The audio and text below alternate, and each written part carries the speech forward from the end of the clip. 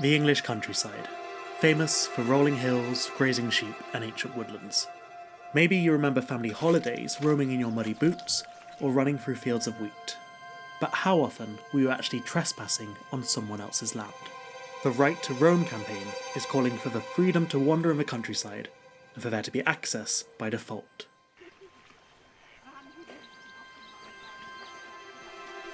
If the Right to Roam comes in, it's going to have a huge impact on us. All of the valley now that we see in front of us here, until we hit the mountains on the other side, is pretty much off limits. We need to give people the opportunity to experience these places and develop relationships with it. I'm just a local resident who is just really upset about losing his ability to access the English countryside. So what are the rules now? Well, in England, it's largely restricted to the over 100,000-mile network of footpaths, which are usually signposted like this. While there's access to 8% of land, most of England's rivers you can't swim in, apart from places like this, where you need permission from a landowner. Here in the Peak District, on this hill, I can walk wherever I want. That's because it's designated as access land after the Countryside and Rights of Way Act. But for 91 constituencies in the UK, there isn't any access land, and you're not able to do things like this. On mountains, moors, heaths and downs, you don't have to stick to the footpath, as it's access land. There's also the option for landowners themselves to open permissive footpaths, and there are many miles of public rights of way already. The Open Spaces Society say there's benefits to the current system. It gives people confidence who are not used to being out in the countryside, who haven't had that opportunity. We really want people to feel that great opportunity and to grow to love it and to love nature on their doorstep and beyond. If there's no open access land or public rights of way, landowners are free to limit access and charge what they want.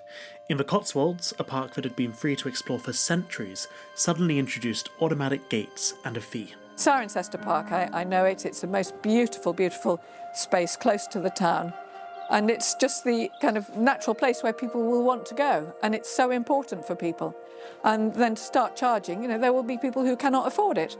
And they shouldn't be penalised in that way. They need open space. They probably need open space more than the rest of us. I'm the co-director of the Right to Roam campaign, and we've been helping the locals here resist this egregious attempt to enclose nature. My window is open, another spell broken. My window is open.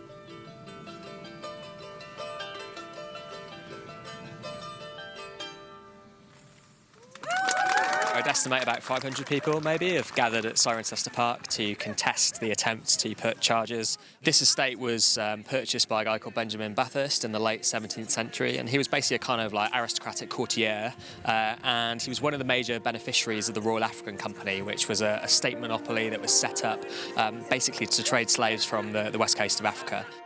The landowner says that charges will fund restoration and that they're affordable. Some farmers also worry that more access risks the safety of crops and livestock. I went to Castle Farm in Warwickshire to meet Bizza Walters. I came down one morning to come and do the horses, check on the sheep a couple of years ago, and the gate was gone. So someone's obviously helped themselves to it. We have had to put a replacement here in the form of a hurdle and some baling twine. I phoned the council to try and ask them to replace it, and they said they don't have the funds for it. If the council can't afford to put in a new pedestrian gate, how can they afford to maintain new footpaths? Bizza says existing access laws allow too much freedom already. She's noticed an increase in littering and dogs off lead scaring her sheep. If the Right to Roam comes in, it's going to have a huge impact on us as farmers, because we are producing food. That is what we're here to do. It's a business for us. We don't go traipsing through everyone else's gardens. And although some people look at it like that it's a big playground, a big garden for us, it's not. It's a business, and we're trying to produce food for you to eat at home. John Moses, who led the protest in Cirencester, lives in the border town of Monmouth in Wales. For him, the right to roam is both a local and a national issue, as he feels excluded from his local environment. So we're already starting in this kind of antagonistic framing of like who has the right to be here and who doesn't, rather than am I actually doing anything wrong? Is there any reason to be upset about me being on that land? And couldn't we just start and have an interesting conversation about all the things going on around us? John drove me up to one of his favourite hills, which has views spanning over a whole valley. But how much of that land can you walk on? So we're just coming down off Galway Hill now, where we had the right to roam. It's that small piece of open access land where theoretically you can wander in any direction. But then pretty much all of the valley now that we see in front of us here, until we hit the mountains on the other side, all of that is pretty much off limits unless you're on a footpath. So you might get these kind of small, thin slivers where you're allowed to walk, but otherwise technically you'd be trespassing. There actually used to be a historic right-of-way that passed between Galway here and the village of Kentchurch on the other side there, and it crossed the estate past a beautiful oak tree called the Jack of Kent oak, and that oak tree is really special in this valley. The tree's an important part of local folklore, but to reach it, John and I had to trespass through private land. We climbed fences and passed some rarely seen beauty spots. It's not a criminal offence to trespass, but for landowners, it's a legal grey area. If a tree falls and isn't cleared, who's responsible if you trip on it? This is the Jack of Kent oak. It's over 1,000 years old. It probably predates the estate. Jack of Kent, who's this kind of funny trickster character, apparently used to sit up in the boughs of that tree there and make his pacts with the devil. And you can imagine his hounds tied up at the big chunky trunk there as well. So this is a tree I've now visited kind of tens of times. It's become like an old friend to me. There's a little seat that I like to sit in just at its foot there to look out across the valley. A lot of England's access land is cut off.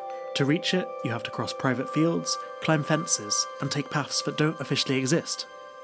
So because the Countryside and Rights of Way Act, because it defined access by these particular land use types, what that led to, particularly on downland, was these kind of like weird phenomena called access islands, where basically the public has a right to roam, a right to be. There's actually no legal, lawful way of getting them there.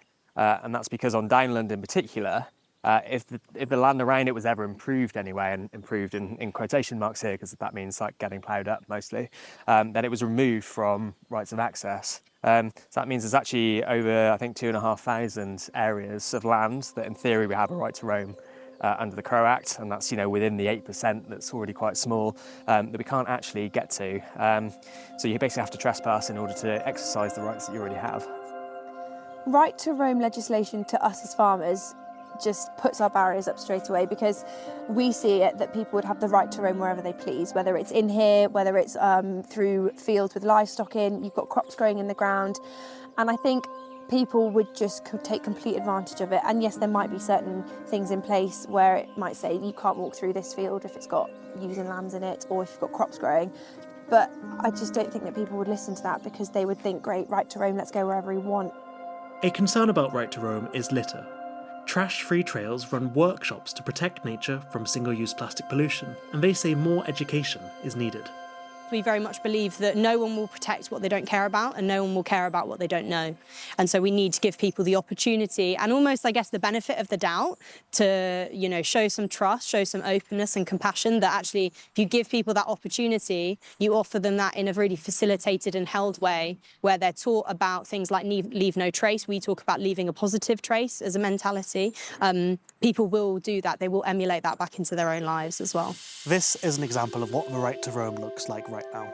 There is a free right to walk across all of these mountains here, to walk by the lake, to swim, because it's open access land in a national park. But for most people, this isn't on their doorstep. And getting here, well, it takes a train and a bus, and it's really busy in the summer. We need to push particularly for access close to people's homes, because that will mean more to them and, will be popular. It's got to be safe and it's got to be welcoming. You know, it can't be on the other side of a really busy road where you risk your life getting there. It just needs to be, pleasant places where people can discover nature on their doorstep. In 2023, the then Shadow Minister for Nature, Alex Sobel, said that if his party won the next election, the Labour Party, he'd introduce a Scottish-style right to roam across England and Wales. Well, in 2024, the UK got a new government, but any policy proposal to expand the right to roam was quietly dropped. Organisations like the National Farmers Union had been lobbying strongly against any expansion, saying that the access to paths already was quite good, and that any expansion of the right to roam would cause problems for farmers. So it begs the question, is it possible to balance the interests of farmers and landowners with people who just want easy, safe and convenient access to nature near to where they live? It's up to the politicians to decide who England is really for.